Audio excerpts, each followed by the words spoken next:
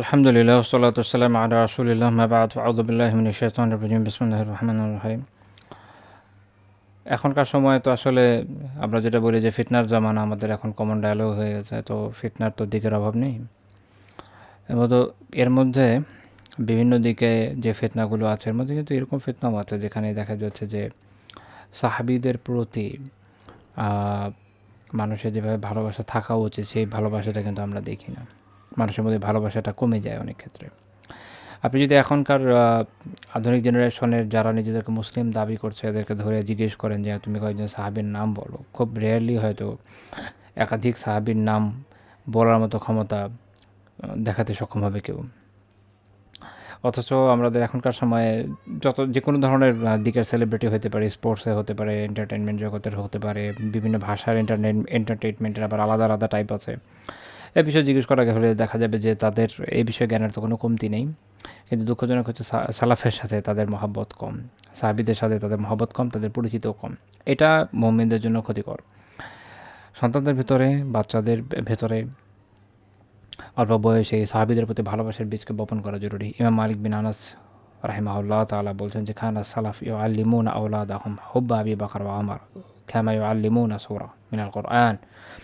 মালিক বিন আনাস রাহিমাহুল্লাহ তাআলা বলছেন যে সালাফ অর্থাৎ ওনার সময় সালাফ বলতে তাবে এবং তার পূর্বে যারা ছিলেন সেটা হচ্ছে তাবেঈ, ওনারা তারা আবু বকর এবং ওমর রাদিয়াল্লাহু আনহুর যে ভালোবাসা, বিশেষ করে এই দুজনের কেন টেনে পড়ে বলছি, এদের ভালোবাসাকে তাদের সন্তানদেরকে শেখাতেন যে এদের দুজনকে ভালোবাসতে হবে, আবু বকর এবং ওমর রাদিয়াল্লাহু তাআলা আনহুকে ভালোবাসতে হবে।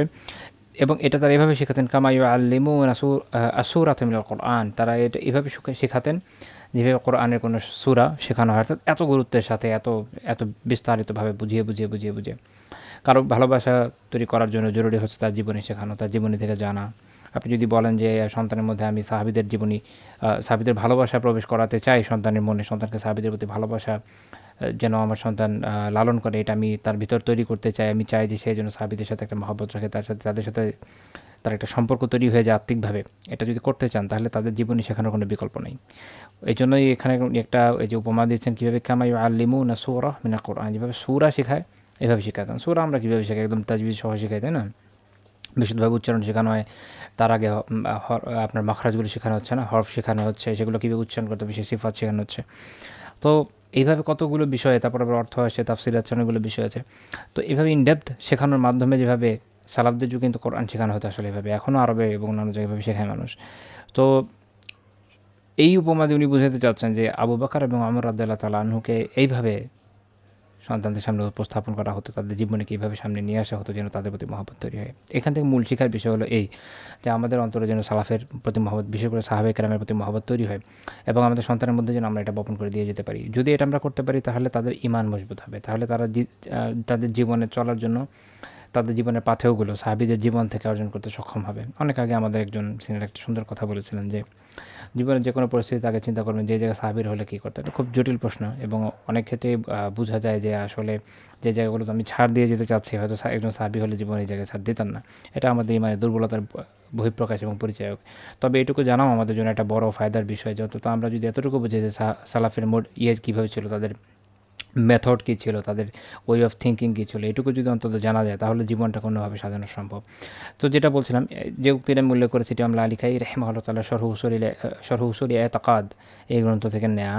এটা বিশেষভাবে বলার কারণ হচ্ছে সাহাবীদের ভিতরে আবু বকর এবং ওমর রাদিয়াল্লাহু তাআলার বিশেষ মর্যাদা আছে এবং তাবিঈদের মধ্যে এটা ইখতিলাফ ছিল তাদের ভালোবাসার আলোচনা এটা কি শুধুমাত্র সুন্নাহ বা আকীদার আলোচনা নাকি ইভেন কেউ বলেছেন যে ফরজ কিনা।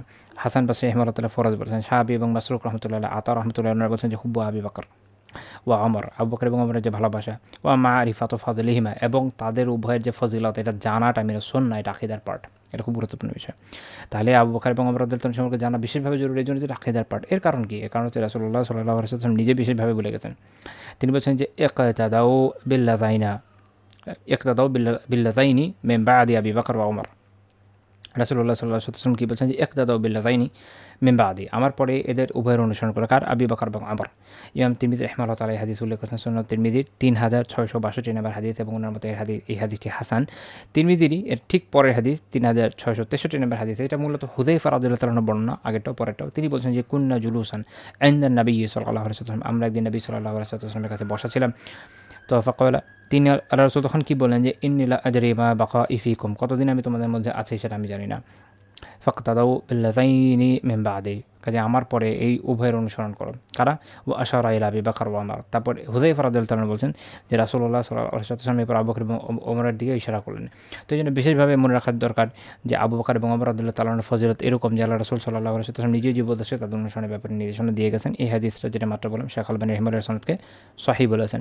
আলী রাদিয়াল্লাহু তাআলা আনহু নিজে বর্ণনা করেছেন এবং এটা ওনার থেকে অনেকজন বর্ণনা করেছে যে আলা উখবিরুকুম বিখাইরি হাযিহিল উম্মাহ বা'দা রাসূলিল্লাহি সাল্লাল্লাহু আলাইহি ওয়াসাল্লাম আবু বকর ওয়া ওমর। আমি কি তোমাদেরকে জানাবো না যে এই উম্মত আল্লাহ রাসূলের পরে সর্বোত্তম ব্যক্তি কারা? তারা হচ্ছেন আবু বকর এবং ওমর।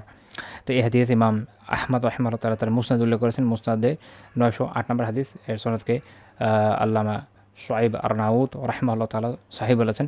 তো এখান থেকে বিশেষভাবে এটাও আমরা জানলাম যে সাহাবীদের ভিতরে যদি আমরা চিন্তা করি অবশ্যই সর্বোচ্চ মর্যাদা কার? আবু বকর রাদিয়াল্লাহু তাআলা এবং তারপর ওমর রাদিয়াল্লাহু তাআলা আনহু, এবং তাদের যে ফজিলত এটা বিশেষভাবে শেখা বা নিজেই শেখায় সন্তানদেরকে শেখানো এটা এত গুরুত্বপূর্ণ একটা আকীদার পার্ট, এবং কেউ যেমন বললাম যে আবশ্যক ফরজের বিষয় হিসাবেই উল্লেখ করেছেন, কারণ এটা আমাদের ইমানের সাথে ওতপ্রোতভাবে জড়িত অনেকভাবে। আমি ইনডেপথ আলোচনা যাচ্ছি না, কিন্তু মনে রাখেন যে এখনকার সময় যে বিভিন্ন ফিতনা আছে এর মধ্যে এটাও আছে সাহাবীদের প্রতি বিদ্বেষ তৈরি করা, বিভিন্নভাবে মানুষের মনে সাহাবীদের প্রতি এক ধরনের বিদ্বেষ তৈরি করে দেয় অনেকে। তো এর আলটিমেট রেজাল্ট এটা হয় যে শায়খাইন অর্থাৎ আবু বকর এবং ওমর রাদিয়াল্লাহু প্রতি এক বিদেশ চলে আসে। আর এখনকার সময় তো ওরিয়েন্টালদের বিভিন্ন আলাপ আলোচনা যেগুলো আছে ওরা যেভাবে সাহাবীদের যুগকে উত্থাপন করেছে সেগুলো যদি কেউ পড়ে তাহলে এমনিতেই অনেক ক্ষেত্রে মানুষের মনে এই ধরনের বিরূপ প্রতিক্রিয়া তৈরি হতে পারে। এই জন্য সবসময় মনে রাখতে হবে যে সন্তানদেরকে অল্প বয়স থেকে সাহাবীদের সাথে আত্মিক সম্পর্ক কায়েম করিয়ে দিতে হবে, তাদের সামনে সাহাবীদের জীবনী উপস্থাপন করতে হবে, নিজেদের জীবনে সাহাবীদের আদর্শের বাস্তবায়ন করতে হবে, সাহাবীদের ভালোবাসতে হবে, এটা বারবার চর্চা করতে হবে। দেখেন মানুষের অন্তর এরকম যে মানুষ বিভিন্ন বীরদের প্রতি ঝুঁকে যায়, মানুষের অন্তর এরকম যে মানুষ যাকে বেশি গুরুত্বপূর্ণ মনে করে তার সাথে একটা নিজেকে রিলেট করতে চায়। তো এখন আমরা যদি তাদের সামনে রাসূলুল্লাহ সাল্লাল্লাহু আলাইহি ওয়াসাল্লামের সাহাবীদের তাবেঈদের যে উত্তম আদর্শ আছে এইটা যদি আমরা আমাদের সন্তানদের সামনে উপস্থাপনে ব্যর্থ হই তো খুব স্বাভাবিকভাবে তারা দুনিয়াবি অন্যান্য আদর্শগুলোকে আদর্শ মনে করে গ্রহণ করে বসে থাকবে। যেমন আপনি যদি কমিউনিস্টদেরকে দেখেন, তারা স্রষ্টার অস্তিত্বকে অস্বীকার করে। ইন্টারেস্টিংলি স্রষ্টার অস্তিত্বকে তো অস্বীকার করেছে, এক ঈশ্বরবাদীও না, বহুশ্বরবাদীও না, কোনো ঈশ্বরবাদী না, কিন্তু ইন্টারেস্টিংলি তারা বীর পূজায় লিপ্ত হয়ে গেছে। আপনি উত্তর কোরিয়ার দিকে দেখেন, তাদের সাবেক প্রেসিডেন্টের বডিগুলো সংরক্ষণ করে রেখেছে। আপনি সোভিয়েত ইউনিয়নের দিকে দেখেন, লেনিন, তারপর হচ্ছে স্ট্যালিন, এদের বডিগুলোকে সংরক্ষণ করে দিয়ে রেখেছে। এরা আরেক ধরনের পূজা, অর্থাৎ মানুষের অন্তর হচ্ছে এরকম সাবমিসিভ টাইপের, সবসময় আত্মসমর্পণের জায়গায় খুঁজে। এখন একটা বাদ দিলে একদিকে তো যাবেই। তো যদি আমরা ভালোটা না দিতে পারি খারাপ দিকে যাবে। এই জন্য বাসায় অবশ্যই সালাফদের জীবনী চর্চা হওয়া জরুরি, নিজেদের পড়া উচিত এবং সন্তানদেরকে শেখানো উচিত। আমরা ইমাম মালিক রাহিমাহুল্লাহ কল থেকে এটা বুঝি বিশেষভাবে যে অবশ্যই বিশেষ করে আবু বকর এবং ওমর রাদিয়াল্লাহু আলোচনা সামগ্রিকভাবে আমাদের জন্য জরুরি হচ্ছে সাহাবীদের আলোচনা আমাদের সন্তানদের ভেতর জাগরুক রাখা, যেন প্রজন্মান্তরে তাদের ভেতরে বিশুদ্ধ আকীদা এবং সাহাবীদের প্রতি সঠিক যে বিশ্বাস এবং ভালোবাসা এটা অটুট এবং অবিচল থাকে। আল্লাহ তাআলা আমাদেরকে তৌফিক দান করুন। সুবহানাকাল্লাহি ওয়া বিহামদিহি লা ইলাহা ইল্লা আনতা আস্তাগফিরুকা ওয়া আতুবু ইলাইক।